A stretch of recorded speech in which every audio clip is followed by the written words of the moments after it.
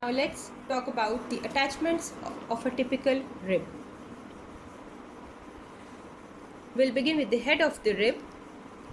Anterior end of the head, it gives attachment to the radiate ligament of costovertebral joint.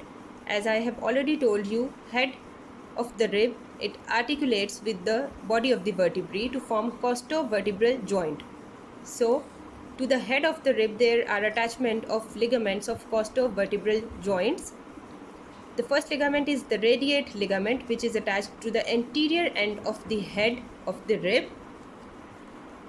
Then to the crest of the head, this crest which is separating the two facets, to this crest there is attachment of intracapsular ligament of the costovertebral joint. Now moving on to the neck of the rib, the crest of neck or superior border of neck, it provides attachment to the superior costotransverse ligament. Posterior rough surface of neck, it provides attachment to the inferior costotransverse ligament. These are all ligaments of the costotransverse joint which is formed between the rib, this tubercle, and the transverse process of the thoracic vertebra. Anterior surface of the neck is covered by the costal pleura. This is the tubercle. Medial part is articular, which articulates with the transverse process, and its lateral part is non-articular. This non-articular part provides attachment to the lateral costotransverse ligament. This is an articulation of the vertebrae and the ribs. This is costotransverse joint, this is costovertebral joint.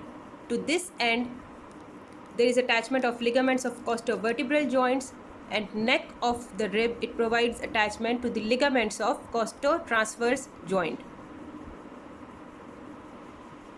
Now coming to the attachments of the shaft of ribs. The first attachment is to the angle of the rib. Angle of the rib provides attachment to the sacrospinalis muscle and thoracolumbar fascia at this point. Just medial to this angle, we have attachment of medial fibers of sacrospinalis muscle and the levator costae muscles. 5 cm behind the anterior end, at this point, there is an oblique line on the outer surface of the shaft. This oblique line, it separates the attachment of external oblique muscle from the serratus anterior muscle in cases of 5th to 8th ribs.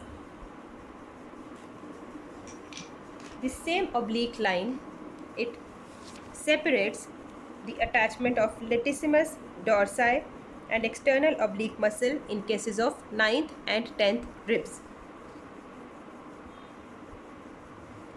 Coming to the upper border, which has an outer lip, this one, and an inner lip.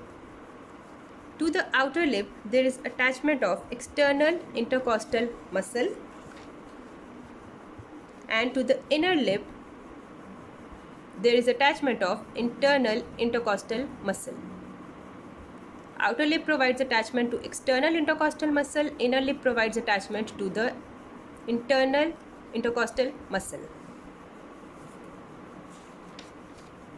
In addition to that, the floor of the costal groove, it also gives attachment to the internal intercostal muscles.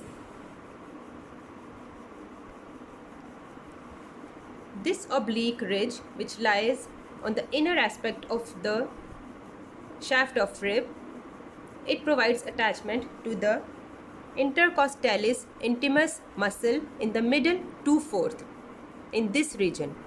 In this region, this ridge provides attachment to the intercostalis intimus muscle. Subcostalis muscle is attached to the inner surfaces of the lower ribs.